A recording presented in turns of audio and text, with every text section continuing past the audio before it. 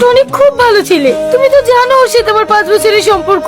এরকম একটা ছেলের সাথে আমি কিভাবে তোর বিয়ে দেবো? আর তাছাড়াও আমি আমার বন্ধুকে কথা দিয়েছি ওর ছেলের সাথেই তোর বিয়ে হবে। ছেলেটা এখন লন্ডনে পড়াশোনা করছে। তাছাড়া তুইও একজন মেডিকেল স্টুডেন্ট হয়ে এরকম একটা বেকার ছেলেকে কিভাবে বিয়ে করতে পারিস? আব্বা, ওকে বেকার বলো না, ওদের অবস্থা ভালো, আর তাছাড়া ওদের জমি জায়গাও আছে। ওর আব্বা ভালো ব্যবসা করে। ওদের কথা নয় বাদই দিলাম, কিন্তু আমার তো একটা স্বপ্ন আছে, তুই বড় ডাক্তার হবি, আমার মুখ উজ্জ্বল করবি, সেসবের কি হবে? দেখো আব্বা, বিয়ের পরেও ডাক্তারি পড়া যায়। আমি তোমাকে কথা দিলাম আমি তোমার স্বপ্ন পূরণ করব, কিন্তু প্লিজ আব্বা, তুমি আমার অমত করো না। আচ্ছা ঠিক আছে, ওই টনের সাথেই তোর বিয়ে দেবো। তুই খুশি তো মা? তুমি কি সালমা? হ্যাঁ, আপনাকে তো ঠিক চিনতে পারলাম না। তুমি আমাকে চিনবে না বোন, আমার এই পাশের গ্রামেই বাড়ি। তোমার সাথে আমার একটা পার্সোনাল কথা আছে। হ্যাঁ বলুন। এই, তোরা একটু বাইরে যা তো।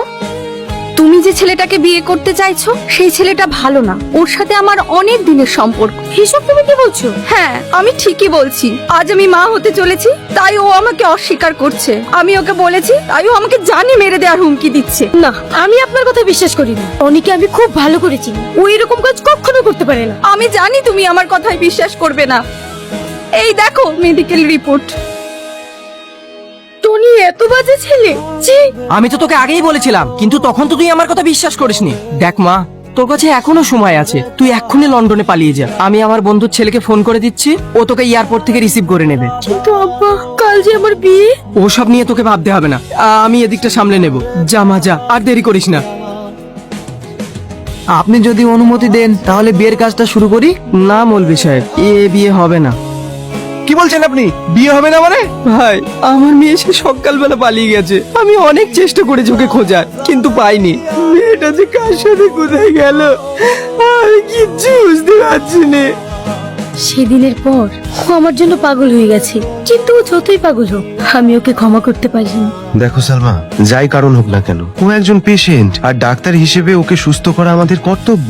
তুমি চেষ্টা করে দেখো, কিন্তু আমি ওর সামনে যেতে চাই না। তা বললে তো হবে না সালমা। সামান্য একটা ভুলের কারণে একটা ছেলে পাগলের মতো জীবন কাটাবে, আর তুমি একজন ডাক্তার হয়ে চুপচাপ দেখবে? দেখো রাজ, ও তোমার কাছে জীবিত থাকতে পারে, কিন্তু আমার কাছে অনেকদিন আগেই মারা গেছে। আচ্ছা সালমা, যে মেয়েটার জন্য তুমি টনিকে ছেড়ে চলে গিয়েছিলে, সেই মেয়েটার বাড়ি চেনো? চিনবো না কেন? আমাদের পাশের গ্রামেই তো বাড়ি। আমি বলছিলাম ওই মেয়েটার বাড়ি গেলে একবার ভালো হতো না? কেন? আমার একটা বিষয় ডাউট হচ্ছে। যে ছেলেটা তার ভালোবাসার জন্য পাগল হয়ে যেতে পারে, সে কখনো একটা মেয়েকে ধোকা দিতে পারে না। তাই কনফার্ম হওয়ার জন্য ওই মেয়েটার কাছে যাওয়া দরকার আছে। কি ব্যাপার তুমি? আচ্ছা, আপনার গর্ভে যে টনির বাচ্চাটি ছিল, সেই বাচ্চাটি এখন কোথায়? বোন, তুমি আমাকে ক্ষমা করে দাও। বিশ্বাস করো, আমি তোমাকে সত্যি কথা বলার জন্য অনেক খুঁজেছি, কিন্তু তোমাকে আমি কোথাও খুঁজে পাইনি। কি সত্যি কথা? সত্যি কথা বলতে, আমি খুব গরিব মানুষ। আমার আব্বার চিকিৎসার জন্য অনেক টাকার দরকার ছিল। তোমার বাবার কথা মতো টনির নামে আমি মিথ্যা অপবাদ দিয়েছি। ছি। ওকে কিছু বলার দরকার নেই। এবার তো বুঝতে পেরেছো টনির কোনো দোষ ছিল না। হ্যাঁ, আমি বুঝতে পেরেছি। আজ টনি আমার জন্য পাগল হয়েছে, আর আমি ওকে সুস্থ করে তুলবো। ভেরি গুড, আমিও এটাই চাই। চলো।